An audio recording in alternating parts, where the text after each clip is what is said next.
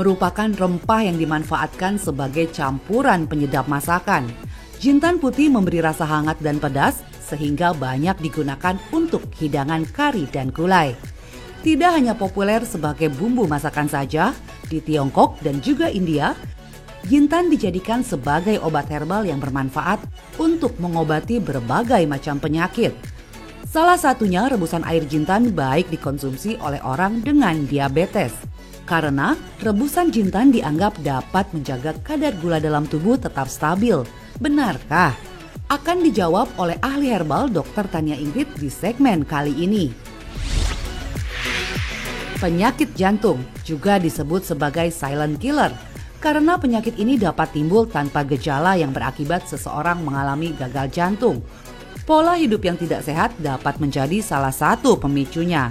Mitosnya, rebusan jintan baik dikonsumsi untuk menurunkan kolesterol dan mencegah risiko penyakit jantung. Benarkah itu fakta atau mitos? Itu adalah fakta. Pada penelitian hingga uji klinik, terbukti bahwa konsumsi rebusan jinten dapat menurunkan kadar kolesterol total, kadar trigliserida, kadar kolesterol jahat atau LDL kolesterol, dan meningkatkan kadar kolesterol baik atau HDL kolesterol. Selain itu, rebusan daun jinten juga bersifat kardioprotektif dan bersifat anti-aterosklerotik. Artinya, ia mampu melindungi jantung dan mencegah terbentuknya plak kolesterol pada dinding pembuluh darah. Sehingga rebusan daun jinten akan membantu mengurangi risiko terjadinya penyakit jantung. Kanker menjadi salah satu penyakit yang menyebabkan kematian. Penyakit ini dapat berkembang pesat tanpa terdeteksi. Menurut hasil riset kesehatan dasar Kementerian Kesehatan Republik Indonesia, prevalensi kanker di Indonesia mengalami peningkatan. Pola hidup yang tidak sehat dituding menjadi salah satu pemicunya. Mitosnya, mengonsumsi rebusan jintan membantu mencegah kanker. Benarkah itu fakta atau mitos ya? Itu adalah fakta. Jinten mengandung senyawa-senyawa aktif yang bersifat antioksidan serta mampu mencegah terbentuknya sel kanker serta menghambat pertumbuhan daripada sel kanker. Hal ini terbukti pada uji in vitro maupun uji praklinis yang dilakukan pada sel kanker hati, sel kanker lambung, dan sel kanker serviks atau leher rahim.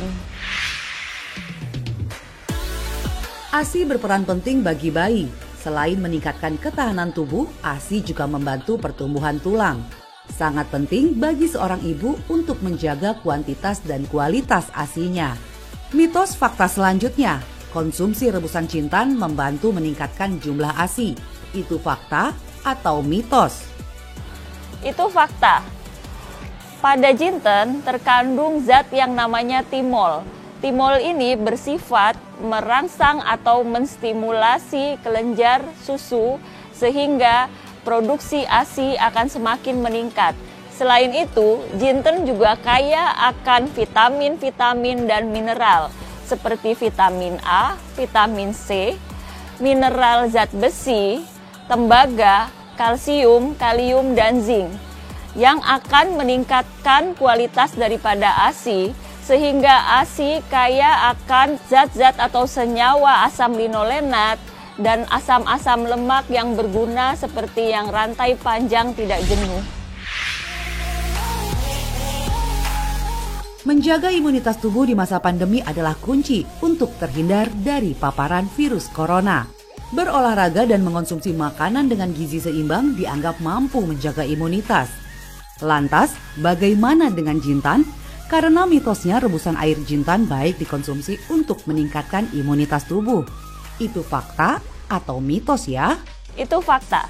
Jinten sudah lama memang dipakai oleh nenek moyang kita untuk meningkatkan imunitas tubuh.